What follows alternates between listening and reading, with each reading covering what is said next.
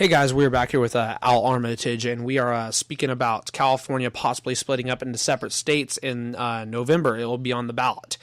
I don't know how many people would vote for it. I think it could definitely get a good amount of representation. In fact, I think there was a poll that came out on this that said like at least a third of Californians or something like that would vote for it. I have it actually pulled up on my phone. Let me pull that up real quick. But a possible problem I see when it comes to this is water rights for sure. There could definitely be some issues when it comes to how we're going to allocate water between the three states. We'd have to reset state constitutions and stuff like that. It would definitely be complex, but I mean, I would definitely love to see it happen. Yeah, it's up here. I have it on RT. 1 in 3 Californians support secession.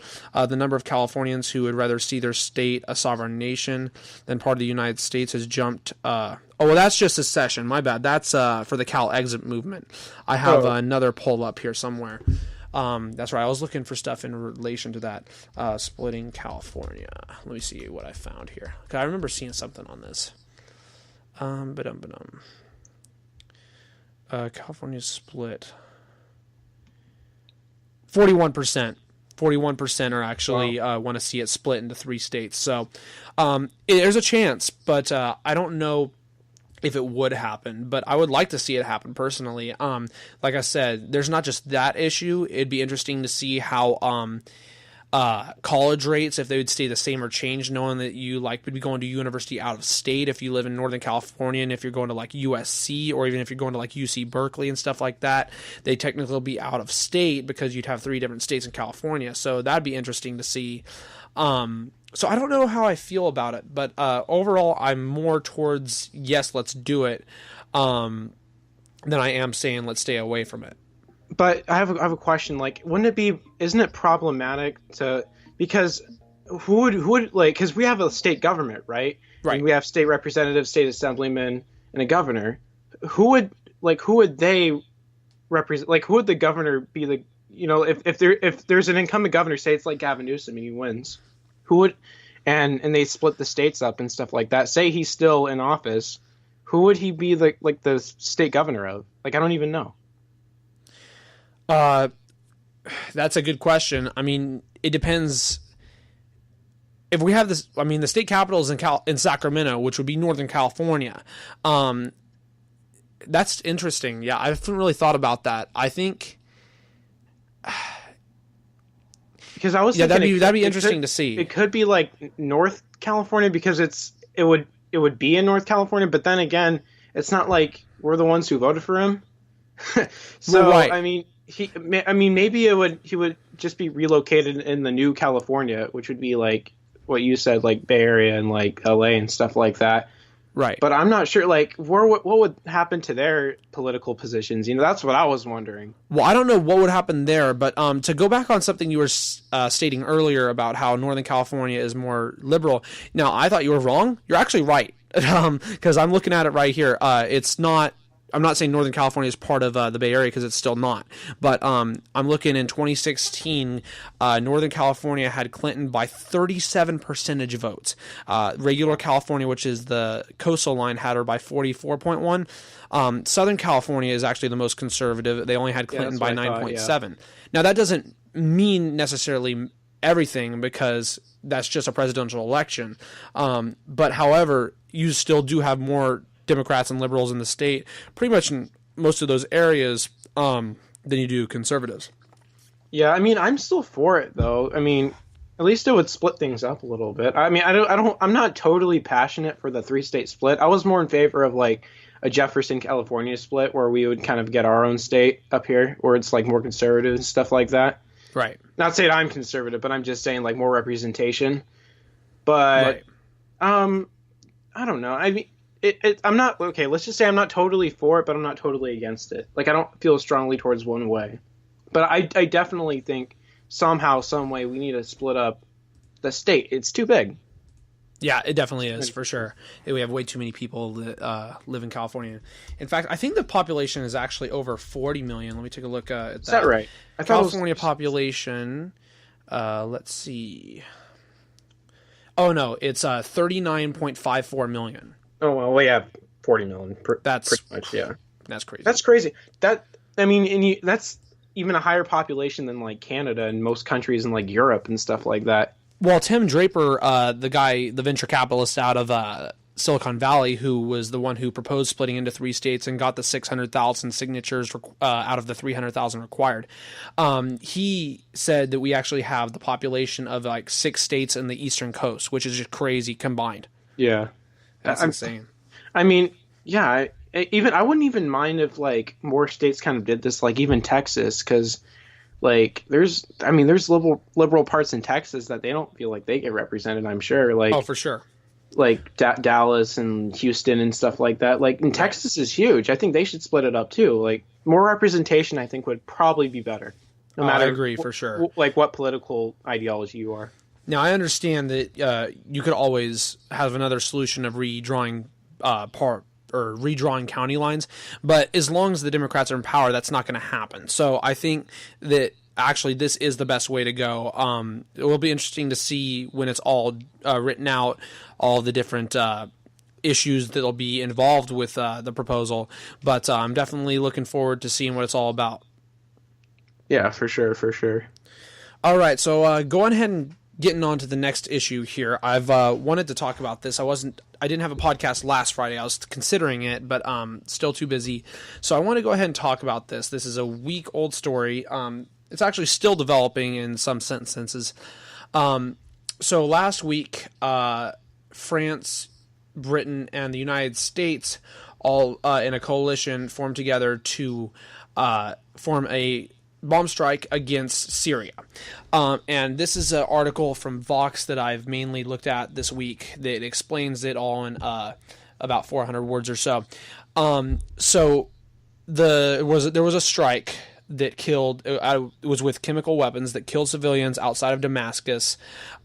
This was done, people say, by Assad, but I'll get to that in a little bit. It killed at least 42 adults and children, and then Trump and Macron and Theresa May decided to respond, and they launched the strike on Syria. It's supposedly hit some research centers, a storage facility, and an equipment facility and command post, all on the outskirts of Damascus. However, there have been some reports that civilians may have possibly gotten hurt by it. Again, this isn't confirmed, but it has been reported through a couple of news outlets. Basically, yeah, so this cost the United States $220 million. But I wanted to go ahead and get to one thing real quick before I ask you about your thoughts on this. People say it was Assad who did this. However, there was no investigation. The OPCW, the Organization of something in chemical weapons, I forget what it is, Organization of the Prohibition for Chemical Weapons, they were supposed to do an investigation on the day that we bombed them. The night that we bombed them, they were going to go in the morning. And so when we bombed Damascus, we didn't allow them to do their investigation before we bombed. So even though Macron and other people claimed that, from intelligence it was Assad, we have no way of knowing if there was no investigation, which is a very important part of the story, because in the past it has been proven a couple of times that it was not Assad that did this to his people. In fact, once it was proven by Human Rights Watch and many other outlets that it was actually the Syrian rebels that have executed civilians. They've killed as many 190 civilians, seized more than 200 hostages. That was in a military offensive back in August of 2015. And entire families were targeted. There was a 105-page report done by Human Rights Watch that came out on that. 57 women, 18 children, 14 elderly men, at least killed, involved in the 190 civilians. So, we don't know for sure, but overall, I want to get your thoughts on this. What are your thoughts on the attack that we, along with Britain and France, conducted last week? Do you think it was effective? Do you think it is harmful? What is the impact do you think it will have? What are your thoughts in general? I don't think there's going to be much impact. And even if it was Assad, why are we bombing them anyways? And the fact that you made a really good point when you said if we did have some intelligence briefing, or if we had some knowledge that it was Assad that bombed his own people, how come they didn't release the information to the public? So the whole thing sounds kind of sketchy to me. Why? First of all, I don't even know why we're getting involved. Second of all, why is Britain and France going along with this too? And it's just a whole mess. And it's like, why would Assad bomb his own people when he's winning the war against ISIS and stuff like it does? The whole thing doesn't add up, and it's really scary that Trump has that much executive power without any congressional approval to just bomb Syria like willy nilly. It's like, and the fact that I don't remember, but I think Putin put out a statement that said if we're gonna even bomb their chemical sites, that he's pretty much gonna ask for war, or he said we're gonna pay the consequences or something like that. Yeah. Why are you trying to anger the bear? Well, and the thing is, the day after he sent missiles to Syria and Iran, Putin did.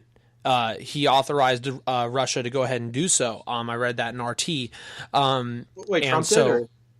Well, I mean, what we're really setting up for is a proxy war in Syria if we're not careful. I don't think it will lead to World War III. I don't think that this really will get super out of hand. But, I mean, it's definitely not a smart move on his part. The thing I think that frustrates me most about it is these goddamn Democrats in the Senate and the House who've claimed for a year plus now, Russia, Trump has collusion with Russia, he needs to do something about Russia. And then he goes out and does this. And you know what their response is? Not to resist it, not to say, we need to stop this. This is something that is bad. No. He's not doing enough. It's never going to be enough for these people. Now that what they've done with the Democrats when it comes to Trump and Syria is they've made it a non-falsifiable claim that he has colluded with Putin, he is Putin's bitch, and it is so annoying because they have nothing to base that off of.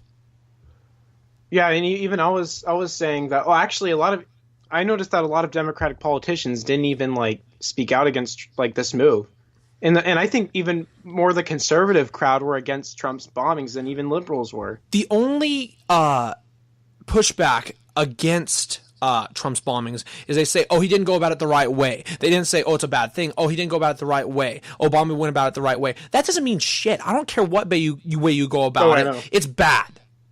Yeah, well, and they don't even want to call out when Obama did it, and he was arguably worse on Syria.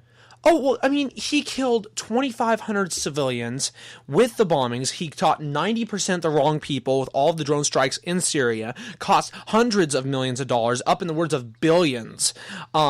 And they don't talk about that. But the thing that surprised me, and I think you know about this as well, is conservative speakers that I don't particularly like. Tomi Lahren, Laura Ingraham, they came out against it. Even Sarah frickin' Palin came out against it. Yeah. It's crazy. The only one that I somewhat care for that came out against it was Tucker Carlson, which I respected. He actually had Glenn Greenwald on his show that they talked about it for a little bit. It's not every conservative who's going out against it, because there still are a lot of neocons on Fox. There's still a lot of neocons who get their way into the media. But, there definitely seemed like there was more pushback by some people on Fox and conservatives. It was a very big surprise. It seems like, I think that, at least from what I've observed, is that liberals seem to be more partisan than conservatives are, because I feel like more conservatives, I feel, that can actually look at the issue and take it for what it is, instead of being just a Republican loyalist, which doesn't even make any fucking sense. It's like, when people defend their party, no matter what, or whatever politician they put up, why? What have they done for you? I don't get these diehard Republican loyalists. It doesn't make any sense. It's so just sickening to watch. Well, also for some, and I don't want to pick on all liberals when I say this, because this isn't true for all of them, but for some it definitely is. I think for a good amount of conservatives out there, they know their history. So these people like Ingram, even Tomi Lahren, and others know that we don't want Russia as our enemy For sure. They don't want us, Right. we don't want them as enemy number one from history. And they understand that this will only provoke them and make it worse. This is the end of part 3. We'll start part 4 in 1 sec.